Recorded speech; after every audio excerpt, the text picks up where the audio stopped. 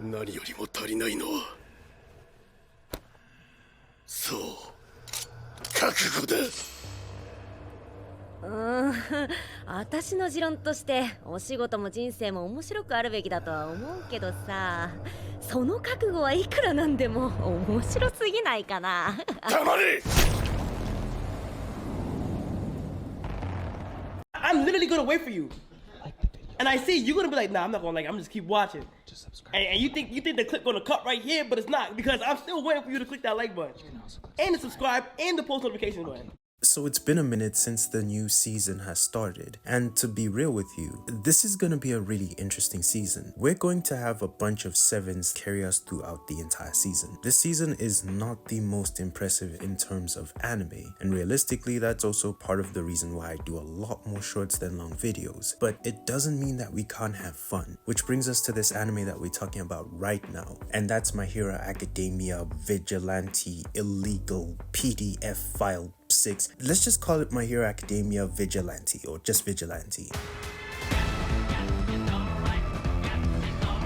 And when I first spoke about this anime, I spoke about it really excitedly on a short about how much I was excited to see what would happen within the spin-off. Now I know you just heard the word spin-off and you're probably switching off, but just hold on for a second. The thing is, when I talked about this spin-off, I was really excited because it has this really dark element to it that I felt like could really appeal to people who like My Hero Academia, but felt like it's a little soft. And based on what I've seen so far after watching like 5 or 6 episodes, it's kind of different but not really. And this brings us to the initial premise of this season. The premise of the anime is pretty simple. We follow an individual called Koichi. Now Koichi basically has a really lame power, but also his name is really weak because his name is called the Squalor.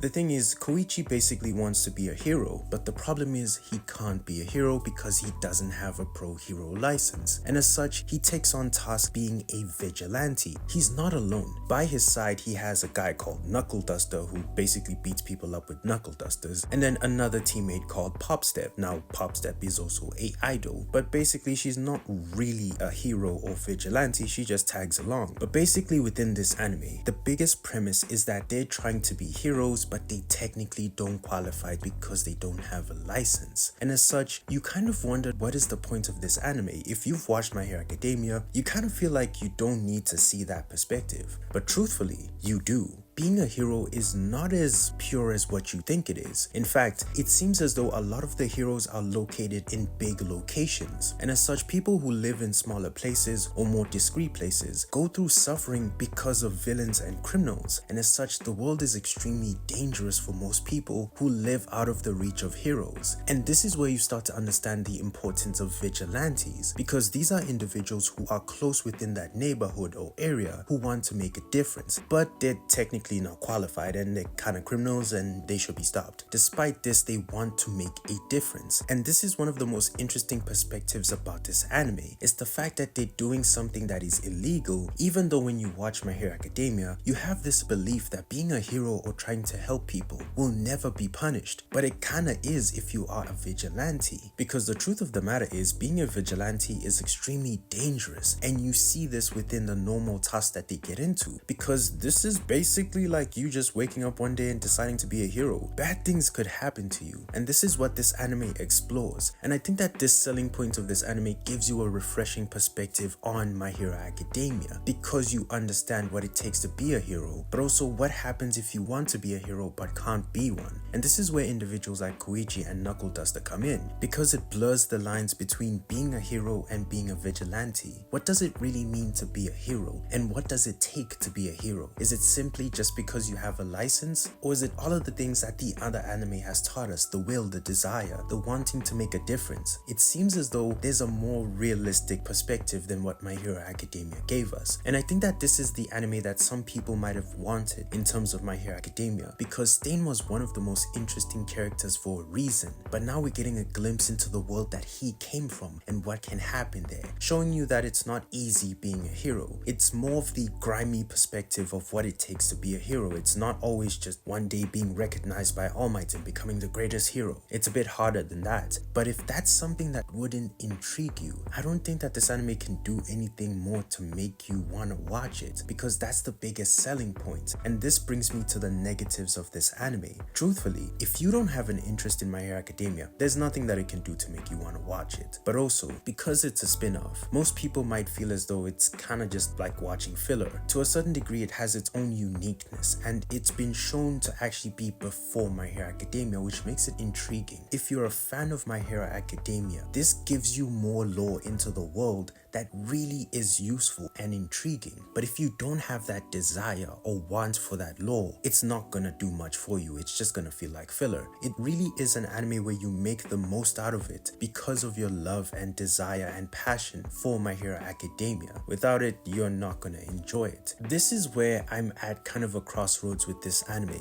I think that within itself, it's unique. I think that it's got some interesting perspectives that might really intrigue you more. And also the fact that it takes a more comic book feel and look to it, but also has its own unique story. A character who has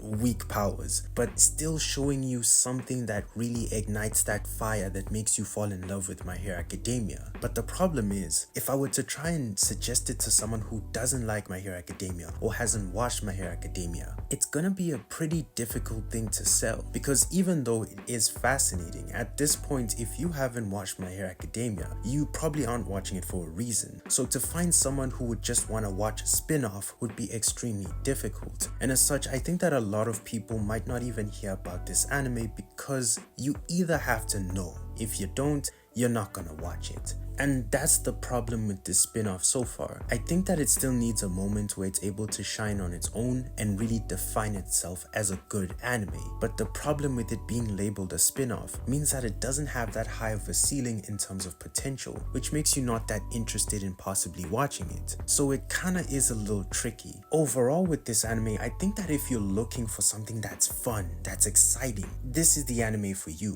I think that it does a really good job of giving you lore. That's the one thing that people are missing out on. They think it's a spin-off and just think it's a money grab. But I think that it's a good opportunity for people with that love and passion for My Hero Academia to get more lore and understand the world a bit more. That's probably all I have to say about this anime. Give me yo.